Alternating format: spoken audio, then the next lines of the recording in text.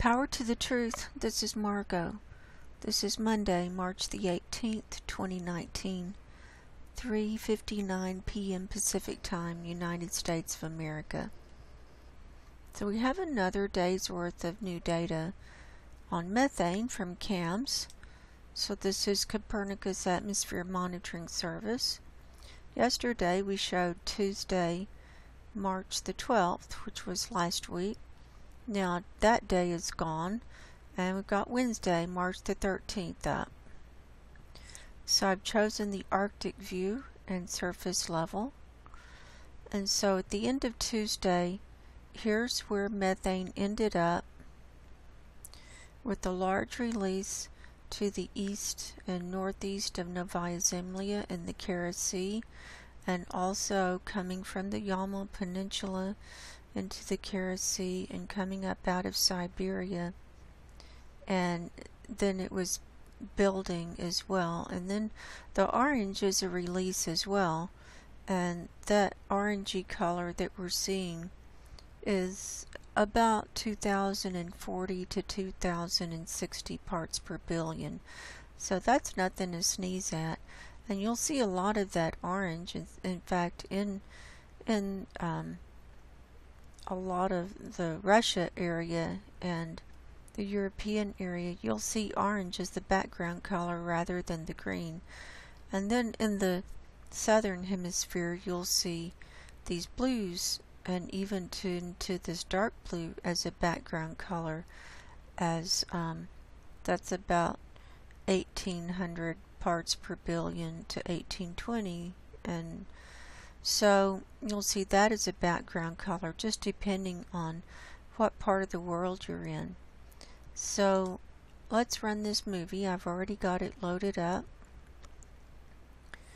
And so this was from last Wednesday. Oh, look at this this release in Canada here.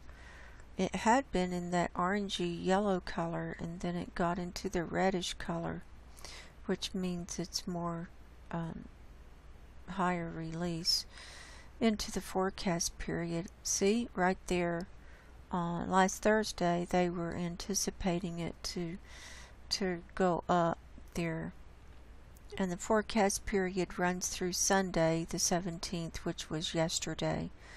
So we can see that the temperatures are coming back, and with that the methane release is coming back. We had a little reprieve for about a week here in northern Russia, but I'm going to show you Climate Reanalyzer in a minute, and you'll see that with the red or the 2-meter temperature anomaly rising, you'll see a rise in the methane release as well. Also, in the forecast period, we're seeing more red being released out of this Chukchi Sea here and here. And this is on very close to that 80-degree north latitude line. And the sun is rising, and the black dot or black circle in NASA Worldview is about here now, about at the 85-degree north latitude. So it's, pretty soon we won't have a black circle, and we'll be able to see all of what's going on in the Arctic as best we can. They usually have a lot of cloud cover. So so we see that the release has come back, and look at the building and releasing down here in Russia, and so that's not stopped. It hasn't stopped. It hasn't gone away. And I've got the North Pole view pulled up for surface level so that we can see the northern hemisphere now. And I've got this movie loaded up for everyone to see. And I'm watching this area off the east coast of China here and there's a huge release going into the Pacific Ocean there, and also from this is South Korea and North Korea here. They have huge releases of methane, and then it moves on up into Russia here, and so we've also got the this is that Kamchatka. Wait, here's the Kamchatka Peninsula, and see this little spot where I'm pointing? That's where that Bezimiani volcano has been going off. So we see methane release there. And of course, they've got a lot of volcanoes on that peninsula, and we've seen that one and Chevaluche being active in the last week or so. And even the green is a release, and on the old scale the green would have been the yellow. So even when you're looking at the chartreuse color, that's 2,000 parts per billion, and then the bright green is 1980 parts per billion. So we're seeing high release at surface level even in the Pacific all the way around in this northern hemisphere.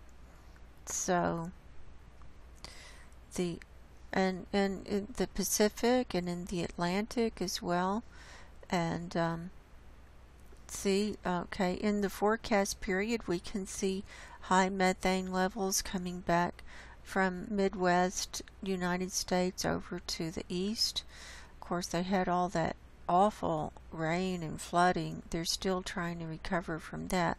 That's going to be a while. And we also have a big release on the west coast of California and in the Pacific Ocean there too. So as the temperatures heat up, we're going to see more and more of this methane being released, and higher levels of it into this dark brick into the dark brown colors, all the way up to 10,000 parts per billion. And it could be higher than that, we just don't know. And so there's that. So I'm going to leave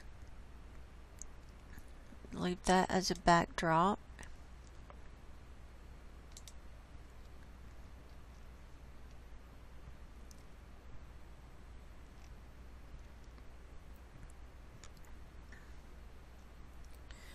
And now,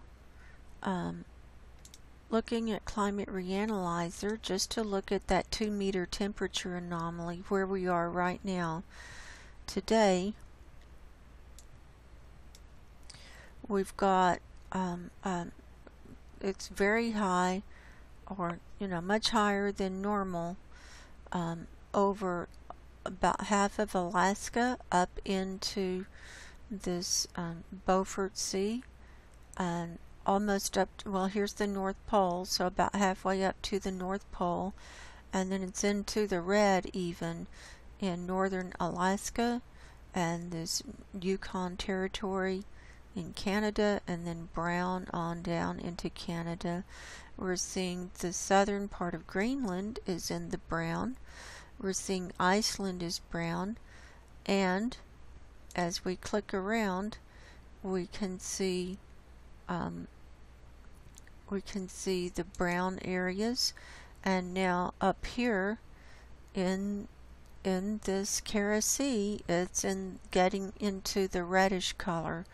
So that's getting into 20 degrees Celsius warmer than it normally would be this time of year. So here's Novaya Zemlya, and so it's from there all the way over to the Siberian coast, and the Yamal Peninsula is here, and then it goes into the brown when you've got this northern Siberia and Russia here, and then this eastern part of Siberia is in the blue, so that's colder than normal. And then we've got some red areas here, and then moving on over into Mongolia and China. That's all in the red. We saw large methane releases there. So there's stuff going on there. Here you can see Alaska from this Pacific view. Alaska and Canada and this Beaufort Sea there. South America is a little in the brown, and the Antarctic is pretty much in the blue, just a little bit in the brown on the western side, and a little bit over here on the Amory ice sheet. And then Australia, it's almost all in the brown, and New Zealand's in the brown. And they have, by the way, this is one of my news items, there's a new cyclone that's set to hit land on this North Peninsula of Queensland in Australia on Tuesday. And today is Tuesday for Australia because they're far ahead. I mean, it's Monday here. It's Monday 4:11 p.m. Pacific time, but in Australia it's I think it's about noon on Tuesday right now. I'm not for sure. I'm thinking it's about noon on Tuesday right now. So it's set to hit land on Tuesday night into Wednesday morning. So I've got some news articles to share with you on that. And while we're here, we'll look at the precipitation, and there's the cyclone. It's called Cyclone Trevor, or Tropical Storm Trevor. But they're saying it's going to be cyclone stage when it hits land. But there's the eye right there. It's in the red. And also, I've got it pulled up on NASA Worldview from today. And you can see it right here. It's pretty well formed, but it's got wide bands that are circulating out that's already bringing rain to all of these regions. And what's going to be so bad about this, it's going to go across this peninsula, and then it's going to go all the way across, and then once it hits the ocean again, it's going to pick up steam, and then they're saying it's going to track south and hit down here. So it's going to have two landfalls. But I've got the news items for that, but that's just a heads up. So a new cyclone developing. So, but here's my lead story for today. So we're going to go into the news next, and then we'll do earthquakes. And I've had some really good comments come in under the last couple of videos, and one of the most recent ones, they said that they missed me reading the comments, but they understood that they could get tedious or something like that. And I missed the comments too. I enjoyed reading them and having the discussion. It stimulated me to speak openly and kind of free flow on a lot of different topics that I normally don't get into. But what I found was I can't do comments and all the reporting. So I might just do a day of comments and earthquakes or something like that. But the news, my God, we have the news every day. I mean, I've got like 6 or 7 articles just for today, and I know I'm not going to get to go over all of them. But it's like every day is a lifetime, and if I had the energy, I would do all the comments, but I just don't. So I'm sorry. I had to make a decision as to what my priorities were in these shows, and it's reporting on my research and bringing a few news items to you, and also bringing you the earthquakes, because the earthquakes are showing us the pulse of Mother Earth. And the earthquakes kind of bring it all into perspective, because how can you do all the things about climate without looking at earthquakes? And we're looking at volcanoes too as they come into play.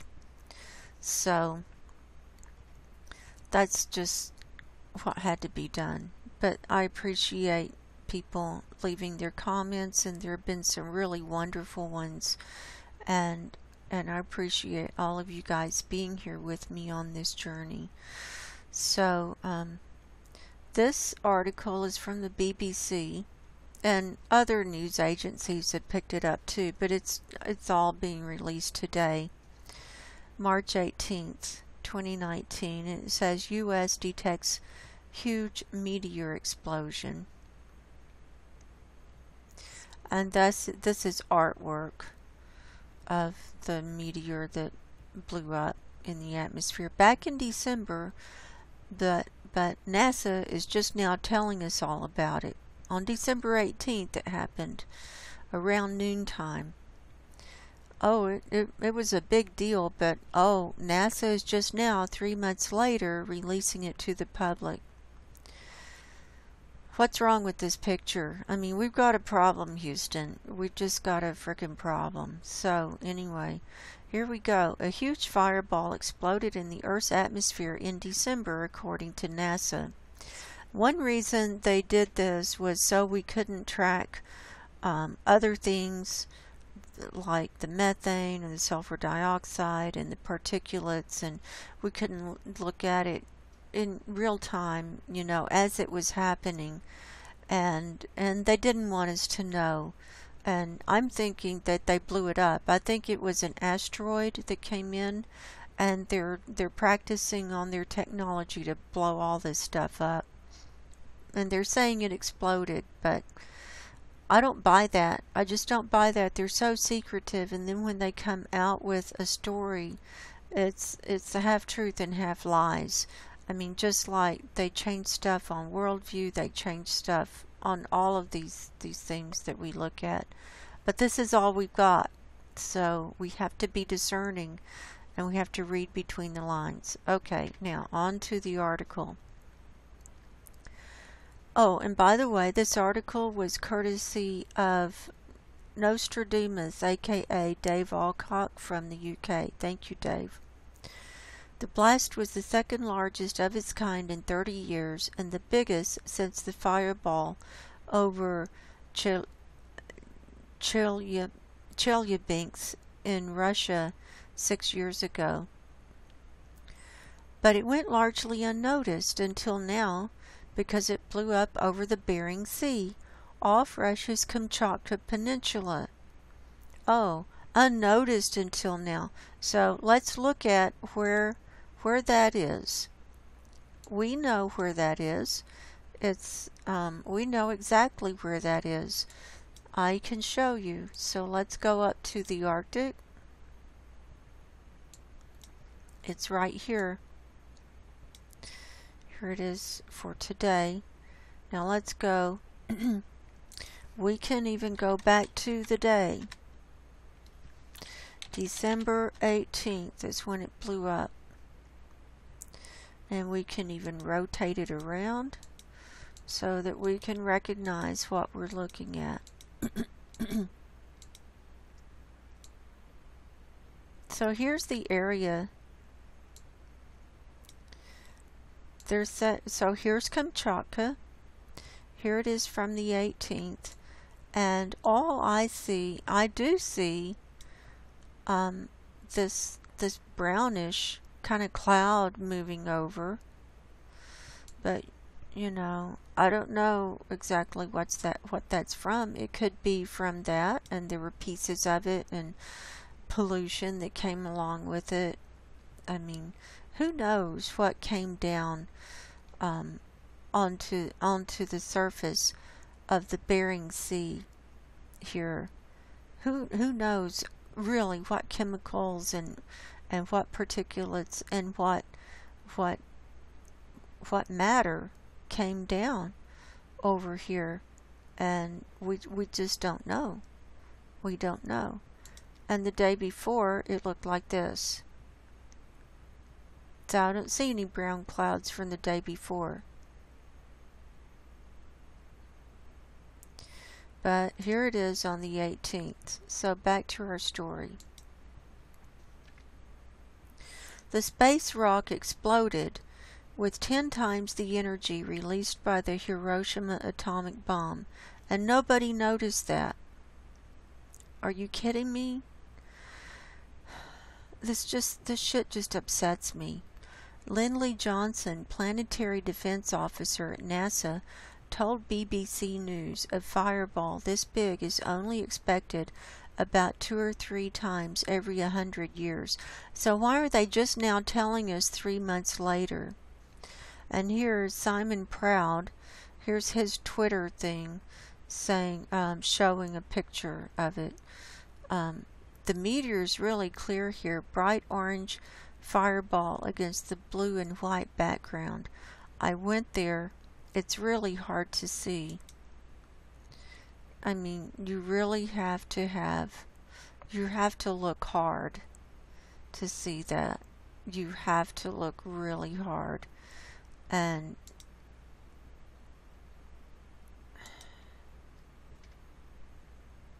it's just hard to see. So, I did see it a little while ago, but it's just a little line. Anyway, what do we know? About noon local time on December 18th, 2018, by the way, put the year in there, the asteroid barreled through the atmosphere at a speed of 32 kilometers per second, or 20 miles per second, on a steep trajectory of 7 degrees, measuring several meters in size. Now, why didn't they tell us how big it really was? They can tell us all the size of those space rocks that are getting ready to come in over on spaceweather.com, but they can't tell us how big this was, measuring several meters in size. The space rock exploded 25.6 kilometers above the Earth's surface with an impact energy of 173 kilotons. That was 40% the energy released of Chelyabinsk, but it was over the Bering Sea, so it didn't have the same type of effect or show up in the news, said Kelly Fast, Near-Earth Objects Observations Program Manager at NASA. No, it didn't show up in the news because they didn't tell anybody. That's another thing we have in our defense. There's plenty of water on the planet. Dr. Fast was discussing the event here at the 50th Lunar and Planetary Science Conference in the Woodlands near Houston, Texas. Military satellites picked up the blast last year. NASA was notified of the event by the U.S. Air Force. Dr. Johnson said the fireball came in over an area not too far from routes used by commercial planes flying between North America and Asia, so researchers have been checking with airlines to see if there were any reported sightings of the event. And then they've got a picture here of fireballs reported by U.S. government sensors from April 15th, 1988 to March 15th, 2019.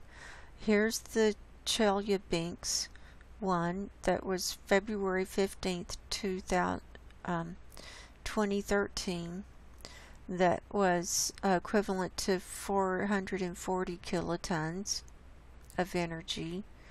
This was over Russia. And then here's the one over the Bering Sea from December the 18th, 2018, 173 kilotons. And here's their scale, and see all these little circles. Those are the explosions.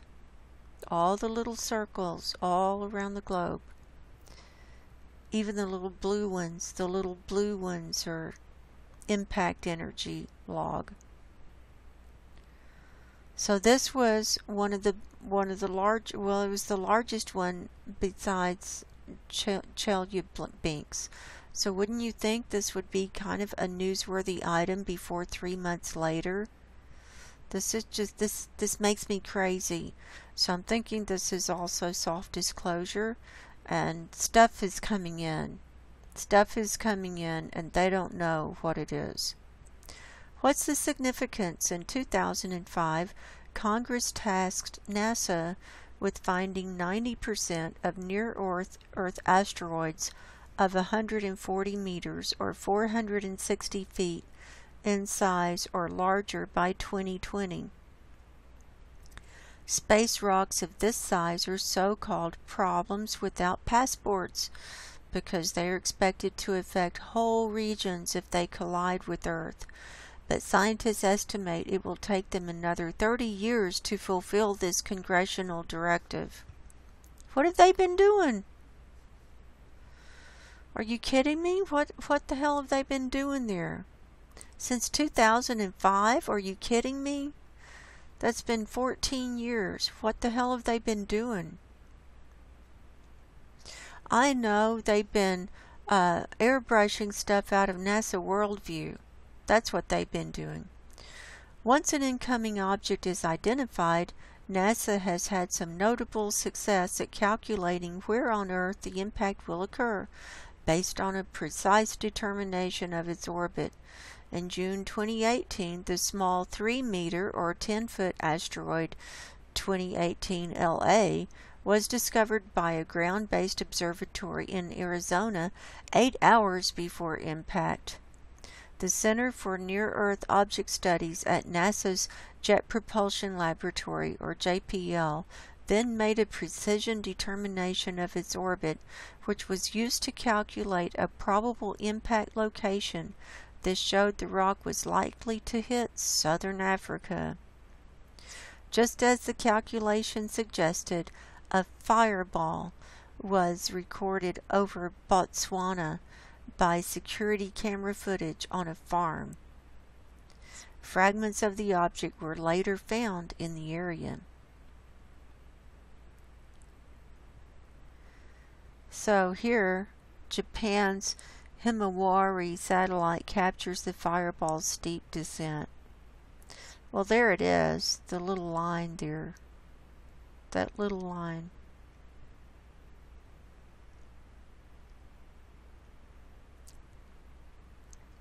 So anyway, here's a video. How can monitoring be improved? Yeah. The latest event over the Bering Sea shows that larger objects can collide with us without warning, underlying the need for enhanced monitoring. A more robust network would be dependent not only on ground telescopes but space-based observations, also observatories too. A mission concept in development would see a telescope called NEOCAM launched to a gravitational balance point in space where it would discover and characterize potentially hazardous asteroids larger than 140 meters.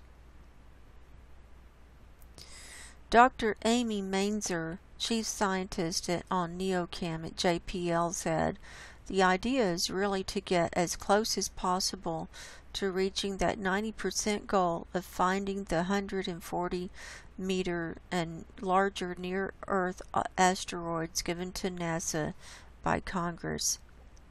She said that if the mission did not launch, projections suggested it would take us many decades to get there with the existing suite of ground-based surveys. Dr. Mainzer added, "But if you have an IR-based or infrared telescope, it goes a lot faster." Don't they have infrared satellites and stuff? I mean, they've got all kinds of stuff. This makes me crazy. Also, the location of this, I had some ideas since it exploded over here in December. I had some ideas about why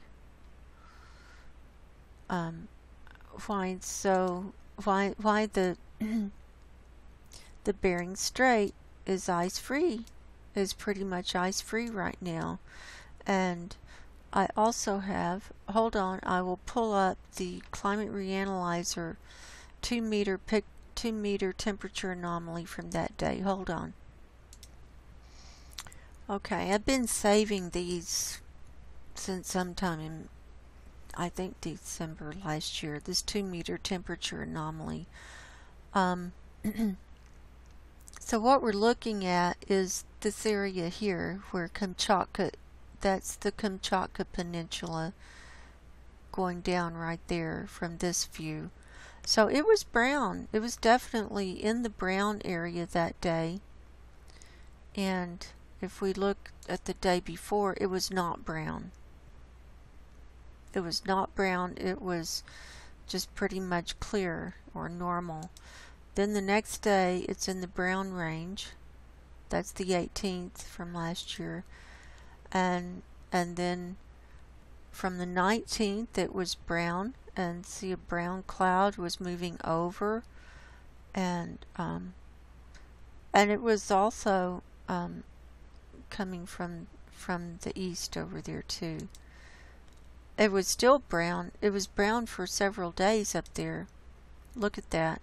So I'm thinking, so until the 22nd, it was very brown over Kamchatka.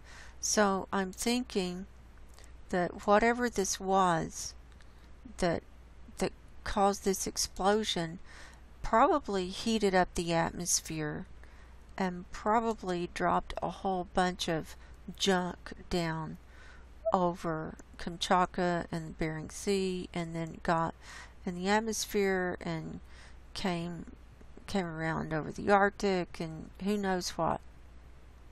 I don't know. So there it was on Tuesday, December 18th. There it was on the 17th. There it was on the 16th, 15th. So it wasn't brown until the 18th. So there's that.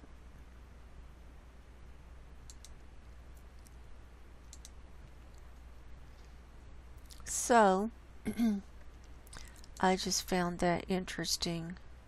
And look at all those dots. I mean, there have been a lot fireballs reported by U.S. government sensors. Anyway, moving on. Remember I showed an earthquake from yesterday in my earthquake report. We showed a 5.5 that hit Lombok. And here's a report from the Weather Network about this earthquake. This is from yesterday. Earthquake hits Indonesia, tourists killed and dozens injured. 5.5 magnitude, and it was at 7:07 UTC time on March the 17th. 2 tourists were killed in a landslide, and it was widely felt across Lombok. And so here's Indonesia, and this is Lombok, that little island, and they've got the volcanoes on there. At least 2 people have been killed in Indonesia after a 5.5 magnitude earthquake triggered a landslide from the second highest volcano in the country. The moderately strong quake was felt across Lombok, which is a popular tourist island that is known for hiking trails. At least 44 other people were injured, and dozens of people were rescued from the nearby Tiu Kelep waterfall. Look at that. It's where the structure just collapsed. According to the USGS, the quake originated near Mount Rinjani at a depth of 23.6 kilometers and triggered landslides at nearby waterfalls. Reports indicate that the quake was also felt on Bali, which is approximately 200 kilometers away. Bali is directly west of Lombok. Several homes had been destroyed, and subsequent flash flooding and landslides have left many with injuries that have required medical attention. That was a 5.5, and so when I say it's a wonder we don't see more casualties and more damage from all these earthquakes that I'm reporting, it's because they're not on land. And a 5.5 is definitely big enough to cause destruction. So, we've got to keep all these people in our prayers. So there's that.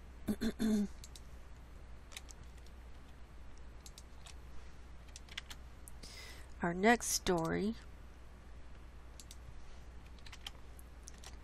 news item, is a follow-up on Cyclone a day. And the Mozambique president says 1,000 may have died. This is from BBC News, and this is from Dave Alcock again. Thank you, Dave.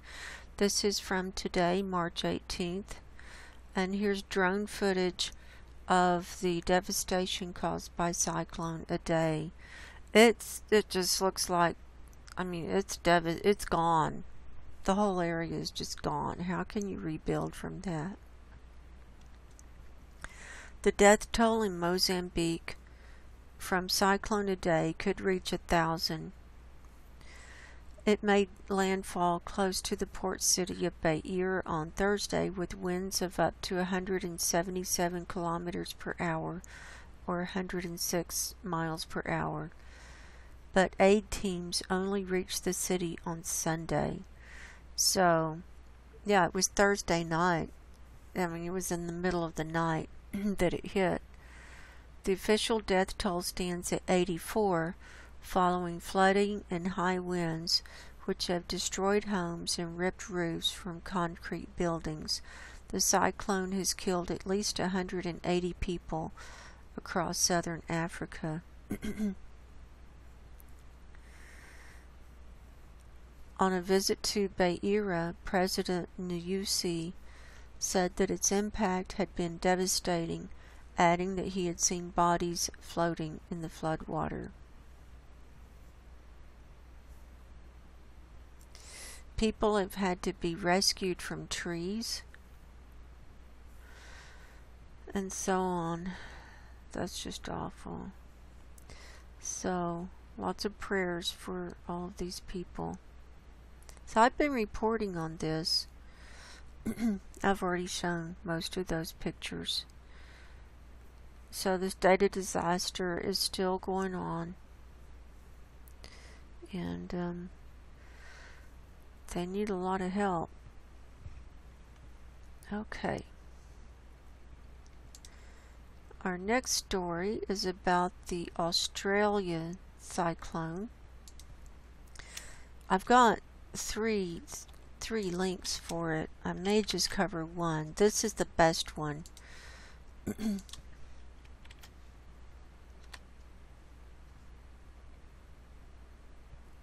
From cairnspost.com.au. Okay, this is the weather guy talking. He talks about New South Wales first. Anyway, Cyclone Trevor expected to make landfall near Lockhart River as Category 3 storm. Update at 7:15 a.m. Cyclone Trevor has intensified to a severe Category 3 storm and is expected to soon make landfall on the far north Queensland coast. The Weather Bureau forecasts the storm, which is moving at a rate of about 7 kilometers per hour, to hit on Tuesday evening with wind gusts of up to 165 kilometers per hour.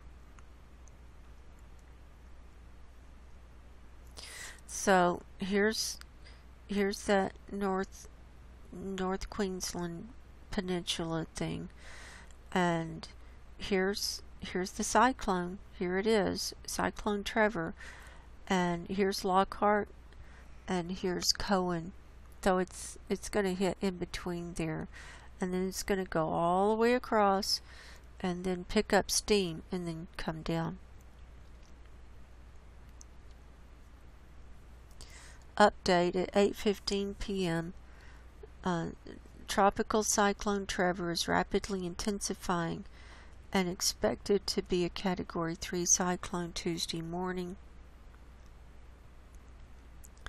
So on and so forth. The cyclone warning is in place for Orford Ness to Cooktown, while Cape York to Pormpuraaw is under cyclone watch.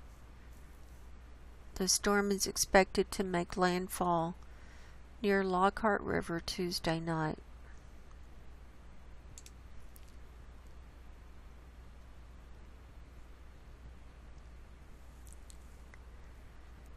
Gales are expected to extend inland over the peninsula on Tuesday night. Gales are expected to develop between Cape Grenville and Cooktown overnight Monday, with destructive winds possible between Cape Grenville and Cohen from Tuesday afternoon.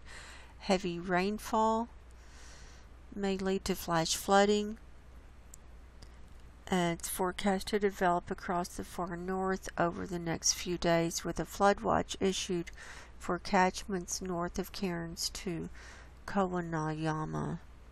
Abnormally high tides are expected on Tuesday and Wednesday morning for the coast north of Port Douglas. Parts of the region already copped rainfall in excess of 85 millimeters between 9 a.m. and 5 p.m. today. Cairns Racecourse recorded 86 millimeters. The regional harbor master has issued a yellow alert for the ports of Cooktown and Cape Flattery. Vessel operators are told to take all necessary precautions and follow the extreme weather plans for this port.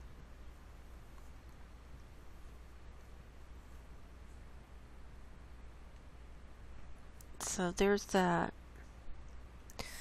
So that's, and it goes on. This is a quite long article. And so if you want the details for our friends down under in Australia, this is a good article. So we're going to keep all of them in our prayers. And then I'll leave the other two links on Cyclone Trevor too, if you want to look at them. But I'm not going to go over them because we're already 43 minutes into the show and I've got 2 more articles to share.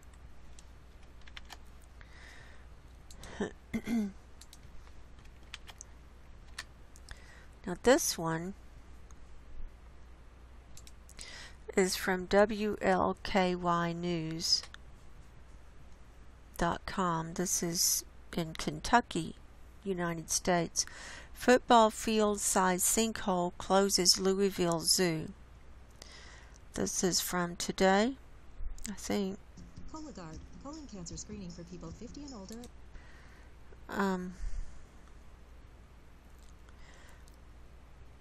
A nearly football field-sized sinkhole prompted the Louisville Zoo to close on Wednesday. The hole was found in an undeveloped part of the zoo around 8:30 a.m. Wednesday. Officials said no people or animals were injured and there was no damage to any buildings.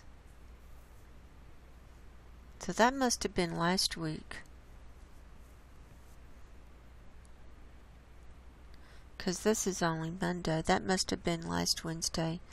Investigators estimated the hole is approximately 50 yards wide and 85 yards long and 50 feet deep. Here's a video of it. Let's watch this. Here's the hole. Look at that. That's at the zoo. At the back end of the zoo.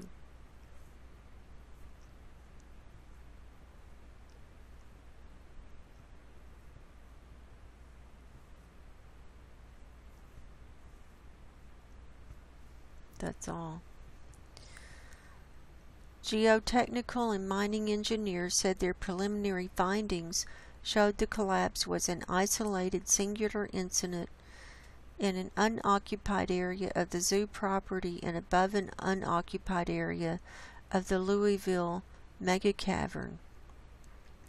Officials said the cave was not caused by Tuesday's 3.4 magnitude earthquake in Tennessee. An in-depth evaluation will continue through the weekend, both underground and above ground. Neighbors who live above the caverns told WYLKY they were concerned about the stability of their houses and they want answers. And crews are taking steps to divert water from flowing into the mega cavern as rain is expected throughout the weekend. Both the zoo and mega cavern will be closed until the area is deemed safe. So, I thought I had a date on that. That had to have been last week.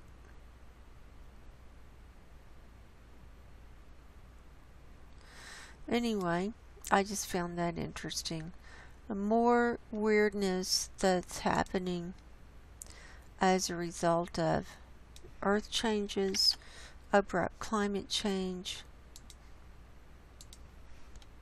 everything. And then our last story. This company has a solution. This is the fastcompany.com. And they have a solution for all the people who are going to need homes from all the flooding and the earthquakes and all that. I wanted to show the pictures. Well, okay, so we can go back and look at pictures, but anyway. There will soon be a whole community of ultra-low-cost 3D printed homes. Over the past year, in a lab in Austin, a team of engineers and materials scientists tweaked and tested the design of the Vulcan 2, a massive 33 by 11 foot machine that can 3D print the frame of a small house in less than a day. Can you believe that? Living in a house that's been printed from a 3D printer? Are you kidding me? Later this year, it will begin printing a neighborhood of more than 50 homes.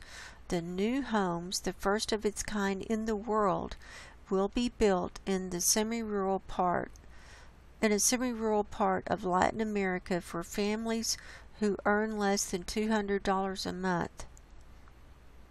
Oh, I could qualify for that. We're bringing very futuristic technology to the families that need it the most. New story, a startup founded in 2014 works on the problem of how to quickly build housing for those living in extreme poverty. In Haiti, where progress to rebuild after the 2010 earthquake was painfully slow, the nonprofit developed a new process to build more efficiently, but it realized that the pace of traditional construction would always hamper its ability to address the global need for better housing. After analyzing various options to speed up construction and decrease costs, including prefab homes, the team realized that 3D printing could be a viable solution. In late 2017, they began working with Icon, funding the R&D work necessary to develop the machine. The Vulcan 2 builds walls and floors by squirting layers of concrete and can finish a house in a day or less.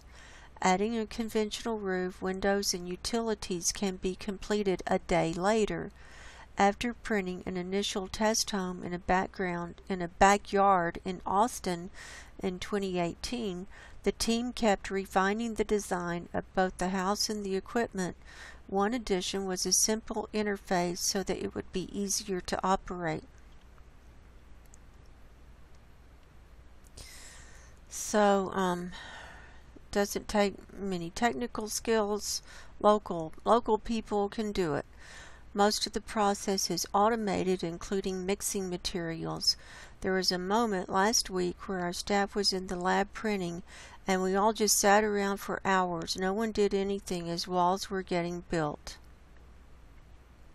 The printer is designed to be durable enough to be transported to remote locations and to be used outside continuously for months or even years. News Story initially planned to build homes in a community in El Salvador, where it is building hundreds of traditionally constructed homes this year, but as it considered proposals from various local partners and factors such as access to land and the timeline to get permits and install utilities on site, it ultimately chose to use the technology first in another part of Latin America. There it is.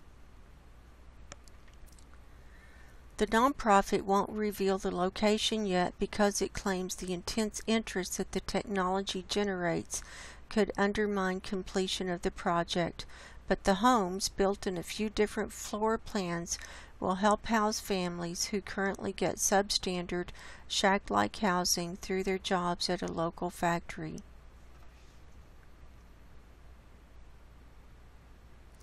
And so on. So if you want to read this article, now they're planning on printing an entire community. So within a couple of days you could have your new home. 3D printed. 3D printed homes. There you go. So see, they're gonna fix the world's problems with 3D printed homes. Let's see if there are any cool pictures to look at.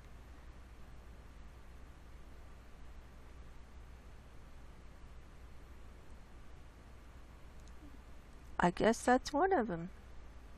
Yes, it's a 2018 model. There are 4 pictures here. Look at that. It looks nice. Look at the printer. It's huge.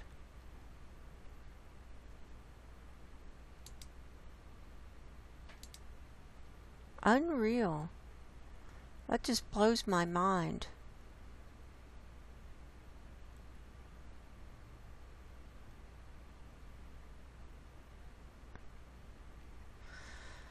Alrighty, so I will leave the links below for all of our cool stories. And now let's get to earthquakes.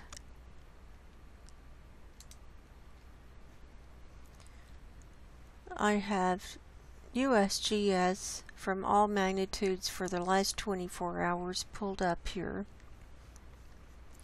We have 267 earthquakes worldwide, and of those,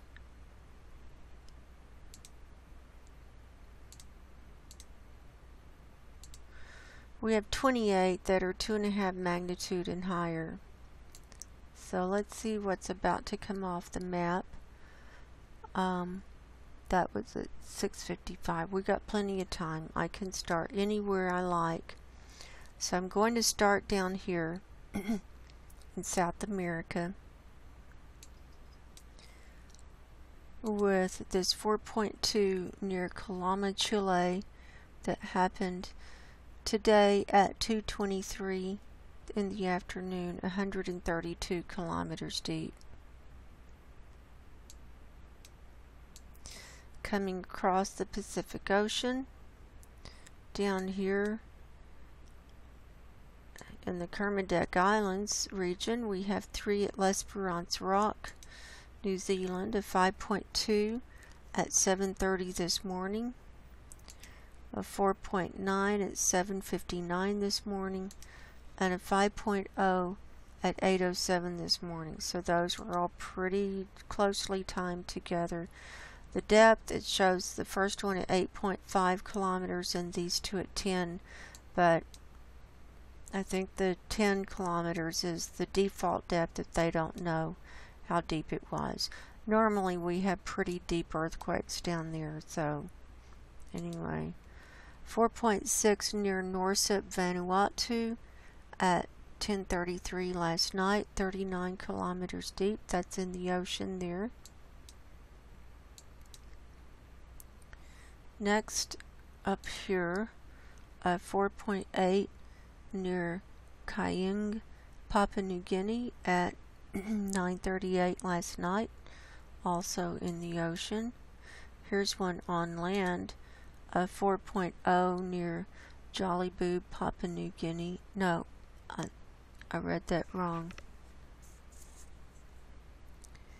Ialibu, Papua New Guinea at 6:46 this morning, 35 kilometers deep. Indonesia, the rest of Indonesia looks quiet. Next, we've got 4.8 near Furlong de Pajaros, Northern Mariana Islands at 7:25 last night, 100 kilometers deep.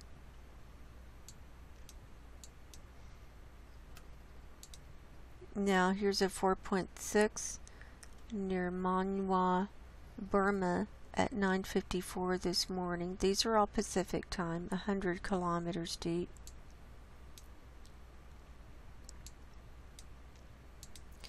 Here's a 4.4 near Farkar, Afghanistan at 12:10 this morning, 284 kilometers deep.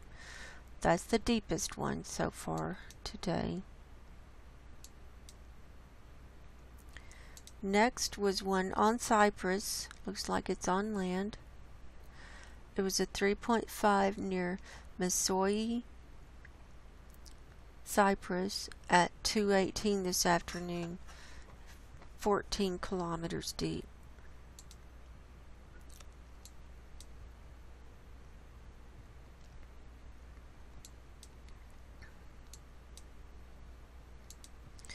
Next was a 4.4 near east of the Kuril Islands last night at 10:31 last night. Those are the international earthquakes. Now we'll go to all magnitudes and look at Hawaii. We've got 5 listed here. We've got a 1.8, 2.1, 1.9, 1.7, and 1.8.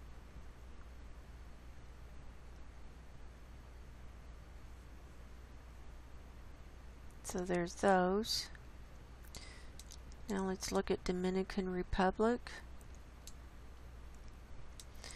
We've got 11 here. Got a 2.1. 2.4, 2.0, 2.2, 1.8, 1.3, 1.9, 1.8, 1.0, 2.8, and 2.2. Then moving on up to Alaska.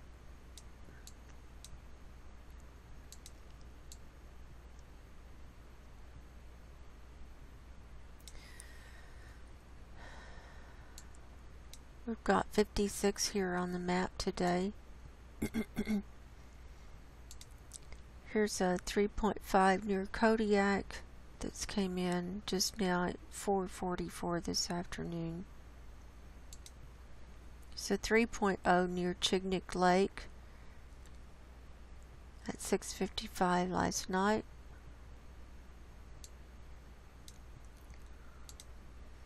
There's a 2.9 near King Salmon. At 6:54 this morning, 164 kilometers deep. And look at all these in Cook Inlet. And remember, Redoubt Volcano is right over here. So 2.1, 2.4, 2.1, 2.0, 2.2, 2.1, and 2.2. That one was 107 kilometers deep. Here's a 1.7 near Ridgeway. Got a couple over here near Yakutat, a 2.3 and a 2.2. And then in this Anchorage area, well, in the map right here is 39. So we're seeing that it's clustering a little bit more up here in Anchorage. That looks like the biggest one at 3.1. That one came in at 7:10 this morning. And this is the most recent one at 2.1 at 4:04 this afternoon. Now up here at Kobuk, we're still seeing clusters, 1.40 kilometers depth, 1.5, 3.0, that's the biggest one, and a 1.5.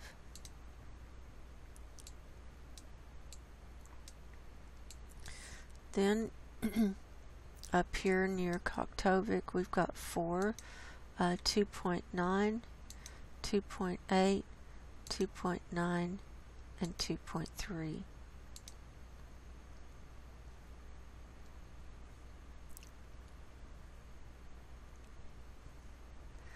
Now coming down into the lower 48.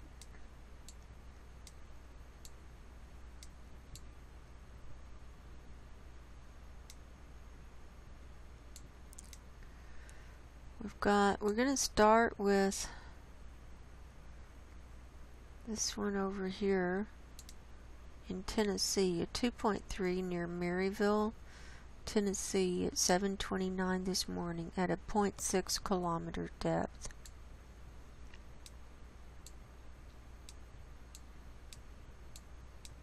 Then there was a 1.5 near Caraway, Arkansas at 9:37 this morning, 18 kilometers deep. This is in that New Madrid fault zone area, hazard zone.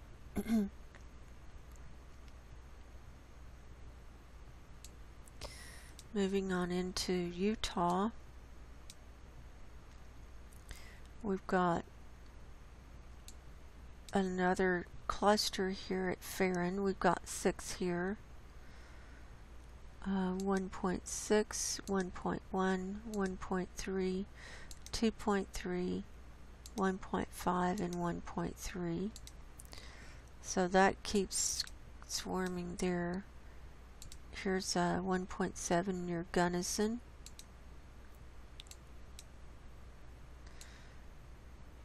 Then, moving on up, 1.3 near Malad City, Idaho. That happened last night at 7:36 in the evening. This is part of that Yellowstone region. We're showing 5 here today, so I'll call them off. I just showed you the Malad City, Idaho. Then a 1.6 near Belgrade, Montana. 1.4 near Hoback, Wyoming. 1.1 near White Sulphur Springs, Montana. And a 2.1 near Hoback, Wyoming.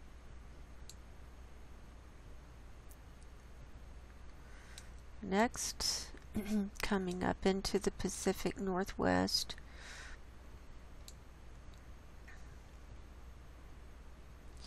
starting up here in the Washington area, we've got 3, we've got a 0.9 near Kalama, a 1.3 near Packwood, and a 0.8 near Kalama.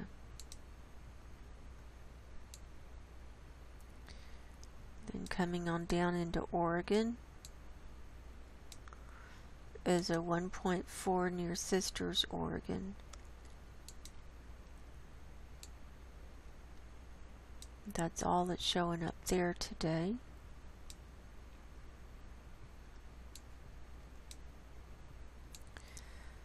Coming on down into Northern California, right on the south end of this Juan de Fuca plate line is a 2.5. They're calling it near Petrolia, California at 2:14 this morning.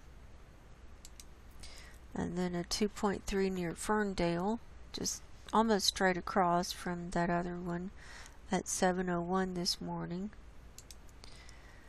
And this 2.3 near Redway just happened at 4:36 this afternoon.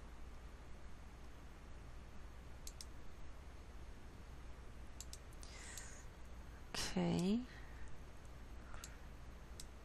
We're going to save the geysers. Coming across Northern California, here is 0.5 near Downeyville at 11:41 this morning. Now remember Oroville Dam, it's over here. So this is to the east of Oroville Dam, up in the mountains, Downeyville. Then a 0.3 near Portola at 11:52 this morning. A 2.3 near Chilkoot, Vinton, California at 8:44 this morning. And a 1.1 near Cold Springs, Nevada at 11:46 this morning.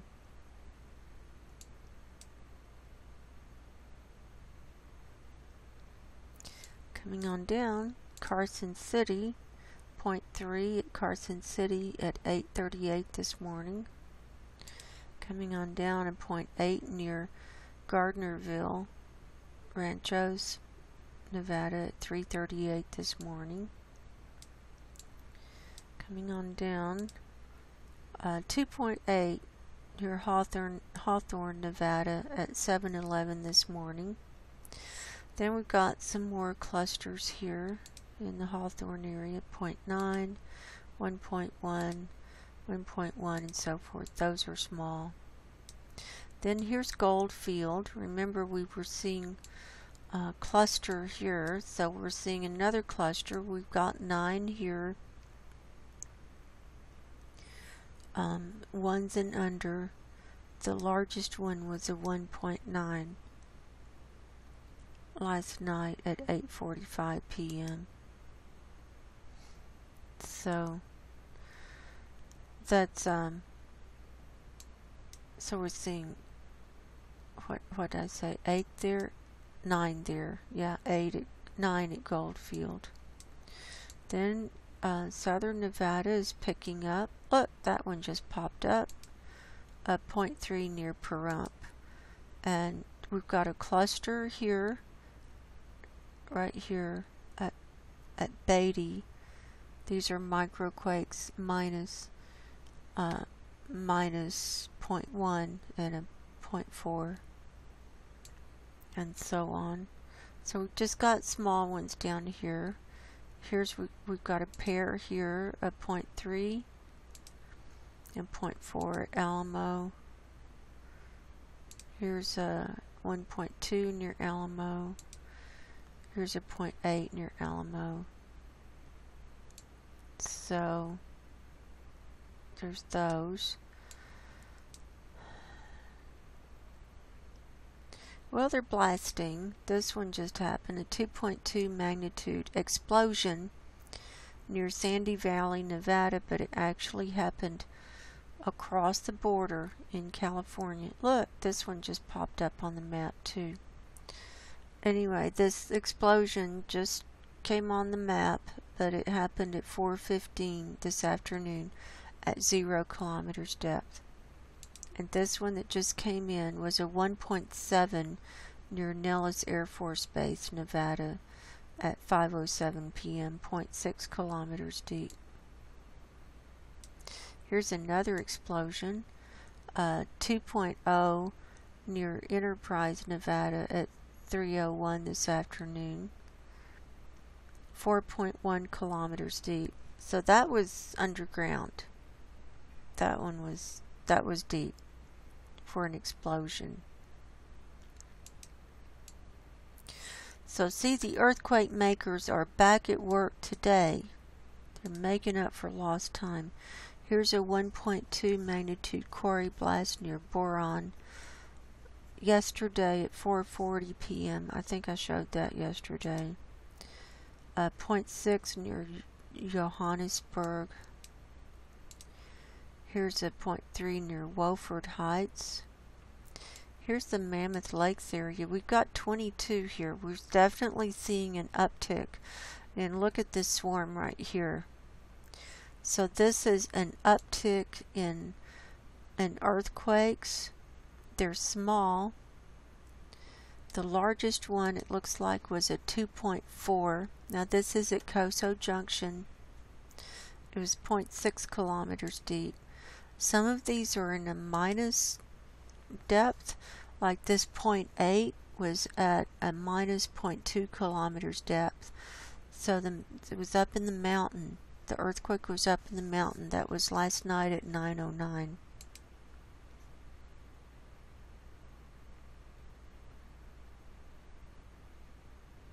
And okay, I already showed that. The 2.4, it looks like that one was the biggest.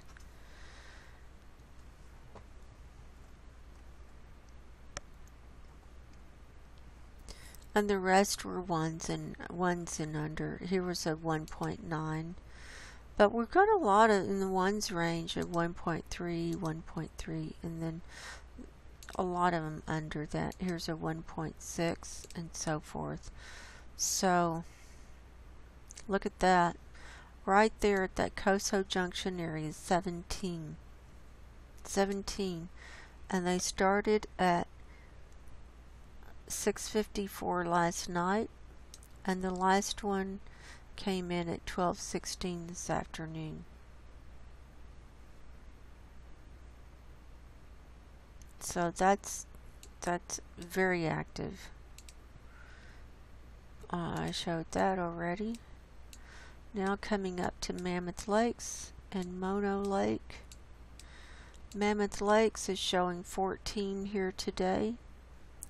See, it's clustering up here at Long Valley. That's a super volcano, Long Valley Caldera.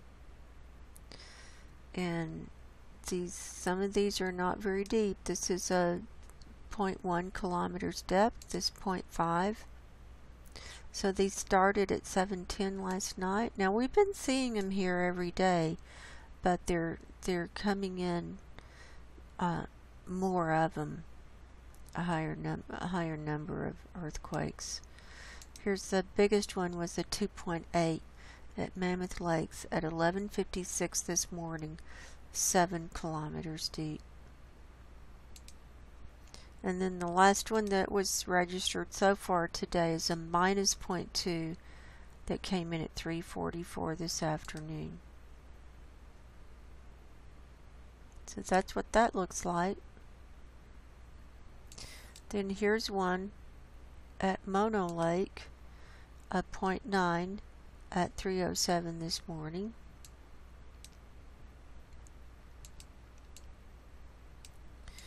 And now let's hop over to the geysers.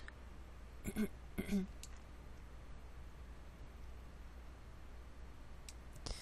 we've got 36 at the geysers today. So we can see the numbers are increasing.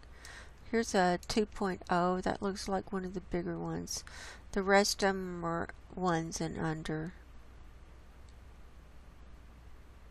Yeah.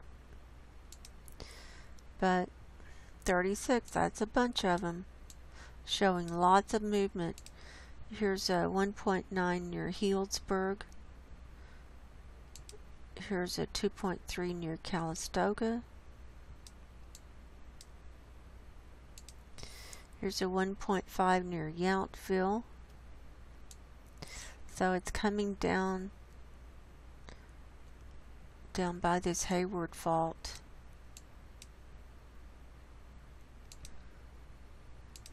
And then here's one, a 1.1 near Colma at 6:56 last night.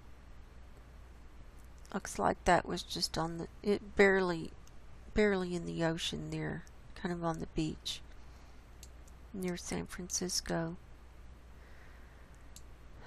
Moving on down, following our San Andreas fault line, 2.1 at Pinnacles, 1.5 near San Lucas, 1.9 near Parkfield, 1.4 near Lake Nacimiento. Here's a 2.5 near Avila Beach at 3:35 this afternoon. 1.5 near Maricopa. And coming into Southern California, okay, down in Baja, we've got a 2.3 near Alberto Oviedo Mota. That one happened at 1:53 this morning. Then in Southern California, we got 41 here today. So that's a higher number than we've seen some of these recent days. And let's see what's 2.5 magnitude and higher down here.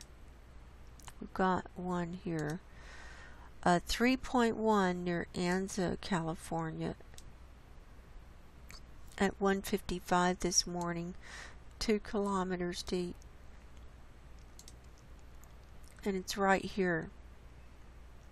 It's in that cluster there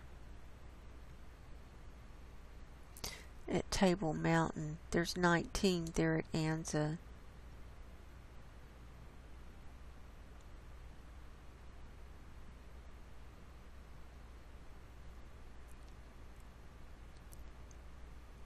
Here it is, the 3.1. Kind of off to the side, and then the others swarmed over. There was 19 there in that cluster. Here's the Kauai cluster. Then they're just peppered around, and they're clustering. It's not usually, now it's not just one here, one there, but we're seeing 3 here and 3 there, or a pair. See, we got 3 right here. And we're still seeing some, single ones, but we're seeing a lot of them in pairs. Here's a 1.2 near North Tustin, and so on. There's a 1.4 near Lake Henshaw. So, I think that's a wrap.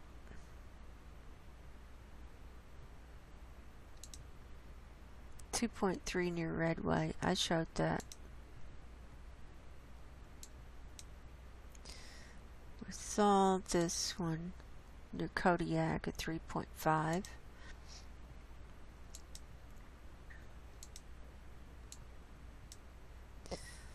So let's zoom out on this other map and see if anything of significance needs to be addressed.